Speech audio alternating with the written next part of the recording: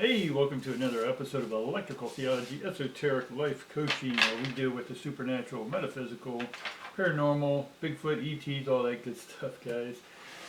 Today will be a daily reading. Sometimes you catch me on my podcast. That's when we talk more about the esoteric, the supernatural, all that good stuff.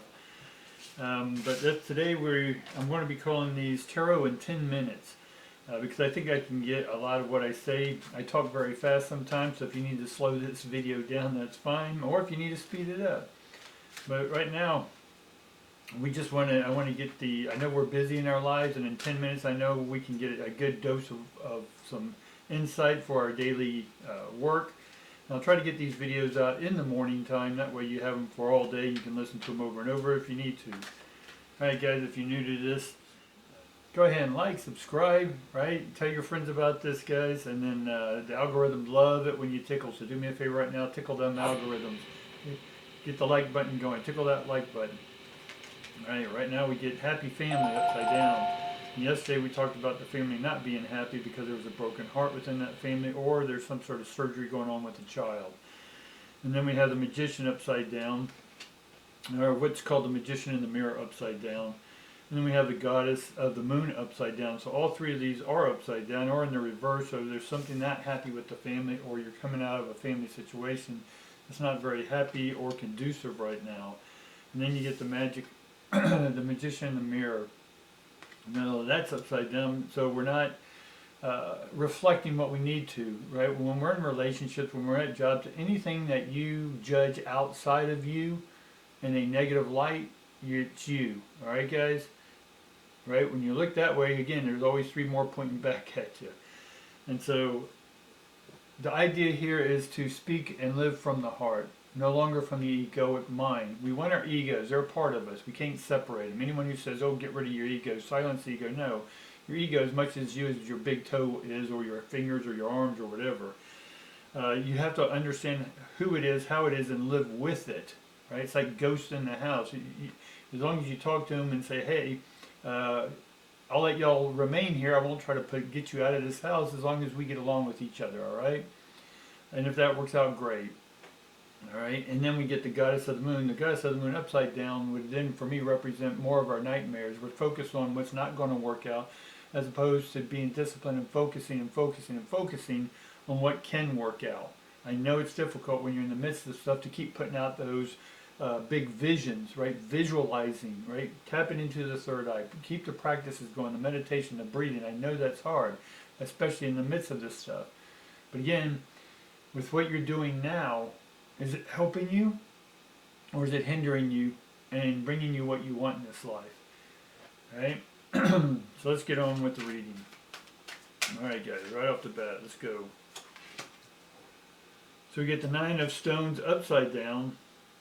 And we get the material gains. We've been talking about living from the heart. The heart can include material gains, but in this instant, we need to focus on the heart and living from the heart, our authentic self, as people will say. Right? For me, it's truth. Your truth is your intuition. Right? If you aren't getting your intuitive hits, if when you say, "Well, I can't rely on my intuition," because you're not relying on your own truth. Truth and intuition is the same thing for me. Whatever your truth is about you, that's your intuition. So for me, when you say truth or speak, when I say speak your truth, I'm always saying speak from your intuitive self. Your intuitive self is the direct link to the divine. So if you're not speaking divinely, then you're speaking egoically. And then you have to live with the outcomes of each one of those. Right? So the material gain shouldn't be... I know we all need the money. I get that. We're in a material world. Right? So, but for the sake of this, let's turn money into confidence. Let's turn money into intuition. And let's get that more grounded, right? The stones or the coins or the pinnacles are all about groundedness, right? So we need to get more grounded in who we are. So we're not feeling very grounded. Now we get the star card next. Right? We get the star card, which for those, it's more Aquarian energy. I'm not going to go into the astrology again. That makes things longer. But the star card for me is reconnecting, right? Reconnecting your intuition, right? And we do that by opening the heart. and letting that ego take a rest. It's okay that we say, okay, ego, we've been stressing a few days, the fear, doubt. We've been doing that. I'm going to give equal time to my intuition now, right? So go ahead and take a rest, and I'm going to come out here, and now I'm going to do my meditation. So it's okay that we're stressed. It's okay that we're egoic and fear and doubt, right? And feeling uneasy, right? That's natural, right? We got to feel our way through this shadow, this dark, whatever you want to call it. But for me, shadow is neither good nor light. The star energy, again, for me, is not about healing. I know a lot of readers will take it as that, but I don't. The star card is reconnection. It's illumination, right? It's going from a disastrous point of view into a new aster or star. The star for me is bringing out your divine vision, actualizing. Look at it as making a wish upon a star, right? The star is nothing about healing. The star is about reconnecting two people, right? It used to be done with the people who went out in sea, and the other one was left on shore, and they were always dreaming of the same star. That way they knew they were always connected, right? So then we get the chariot. So we got movement. So we got there's movement. To give you a bright side of this, because you are reconnecting, I do have the star upright, and it is reconnecting us back to our soul self, back to our intuition, back to communicating by giving that ego a little rest. And then we have movement. Then you'll get forward movement. That's what we got to get over, right? We got to get moving forward in our life. We can't keep being stagnant. Yesterday we had the Hermit card, and we were stuck in the Hermit card. Well, it's time to come out. It's time. This card's telling us that it's time to move. We get the Ace of Cups. The Ace of Cups is upside down or reversed for me, which means that we're not starting, or we've moved into the next phase, but we're not taking action in the next phase. It's like you move to the new house, but you're still bringing the old past stuff, or the old relationship, or the old job. You missed the beach, right? Now you're in the mountains, right? You're still bringing that stuff with you. No, it's start embracing what's around you, surrounding you, right? And then we get the Daughter of Cups.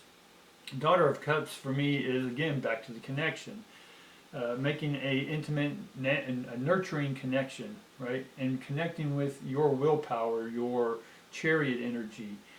This is the same as the star energy is reconnection. And so there's a connection and then a reconnection, same thing for me. We need to reconnect the ions, meaning your heart to your intuition, to your truth, and then getting that truth out of you, guys. Because then we get the Three of Stones, and you think that it's not going to take work. You think that you're going to sit back and just do this meditation and everything appears. No, you need to put the wheels into motion. Chariot. Put your thoughts into motion, guys. Meaning that you need to take action, physical in this D world, this dimensional world, and take movement. Get things moving yourself, right? And then we get the Ten of Stones, which should be, in one sense, abundance. It should be a lot of things coming your way, but they're not coming your way. But it's telling me that it is coming, but you have to do the work to bring it to you. Is that process that you're doing right now, is that getting you what you want in this life? Is that taking you from point A to point B, or from present state to desired state? Right? And then we get the Fool again. We had the Fool yesterday. And the Fool is, again, upside down, meaning that let's do a little wrench like the Fool would do, all right? The Fool wants you to be a kid again, right? Come at this next chapter in your life with fun, with excitement. Imagine when you were a kid, there was no limitations, right? In one sense, your imagination went wild with you, right? Sticks and blocks and rocks, you had fun, right? Now kids are sitting still behind a video playing this all day long. But we were outside all day. We were threatened to come in. Before kids, you have to force them out today to go play. But back in our days, they had to force us to come in, right? Because we wanted to stay outside because we had such imagination, such youngness to us. And so just no matter how old you are now, it's about being that fool again, right? Tapping into yourself and go, what was I back then? Who was I as a child? Bring that energy in and then bring that back into your life today. Right? Because for me, that's going to bring, again, we got all the sons and daughters are coming in here, so we are starting something new. So it is about getting that excitement, the charisma, right? That's what we just said. Get the Fool, get the energy, and now we get the Son of Wands, which is charisma, which is excitement, right?